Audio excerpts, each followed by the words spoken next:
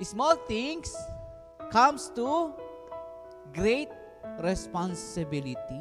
Ang isang kahit maliit na bagay, kaliit-liitan, lagi natin titignan, ito may dakilang bagay na ginagawa sa atin.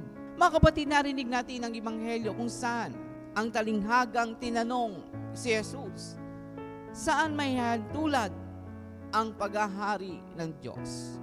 The first one is all about the masters. Sa isang butil ng mustasa, saan nagumpisa si Jesus?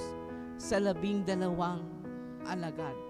Sila muna ang nagpayabong, sila yung maliliit na butil ng mustasa that time, na kung saan nag-umpisa pa lang ang ating simbahan, kakaunti. Para bang tayo, no?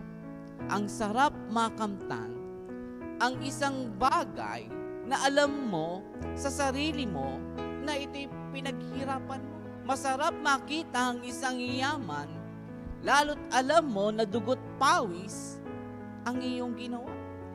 Masarap na makakuha ng honor, lalo't mga estudyante, at na alam mong ikaw ay nagpagal, nagpuyat sa pag-aaral. Masaya ka bang gagraduate, makakakuha ng honor, na alam mo naman ikaw ay nangopya, di ba? Masaya ka ba na ang iyong bahay, 3 palabag, pero nakita mo sa sarili mo, ito'y katas ng pandaraya? Para bang hindi ka masaya, di ba? Kasi ang tunay na kaharian ng Diyos, we found from the small beginning, na kung saan nakikita mo na ito'y pinayabong mo, at nakita mo, alam mo na ikaw ang naghirap. Kaya nga mga kapatid, sa buhay Kristiyano, ano nga ba nagpapaalsa sa buhay natin? Ang yaman bang ng mundo? O ang yaman ng pag-ibig ng Diyos? Paano nga ba umuusbong ang iyong pananampalataya kay Kristo? Nagkakaroon ka ba ng pagsisikap ng masidhing maunawaan, makilala si Kristo? O baka mamaya, isa ka pa rin sa hilaw na kailanman hindi mayabong sa iyong pananampalataya. And remember the beads, the butil ng rosaryo, when you say the Hail Mary, full of grace, the Lord is with you. Remember, the souls in purgatory will save. Ang lahat ng kaluluwa sa purgatorio ay maaaring makarating sa kaharian ng langit.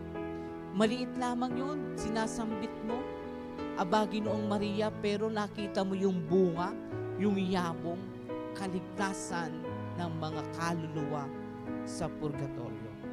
Kaya nga wag natin ipagkait, wag natin gawing katamaran ang pagdarasal ng rosaryo. Hindi lang sana tuwing buwan ng Oktubre tayo nagdarasal ng rosaryo, kundi sana sa araw-araw nating buhay, ilagay natin ito bilang bahagi ng aktibidad ng pananampalataya natin. Hindi lang sa buhay ni Kristo, kundi sa kanyang inang si Maria. My dear friends, in our celebration today, binibigyan tayo ni Jesus ng katanungan katulad na nagtatanong kay Jesus. Saan nga ba natin mahalin tulad ang kaharian ng Diyos? Mahalin tulad natin ang tunay na kaharian ng Diyos sa isang bagay ng pagsisikap at pagpupunyaging makamit ang tunay at tapat na karangalan na ninanais natin sa ating buhay. Amen.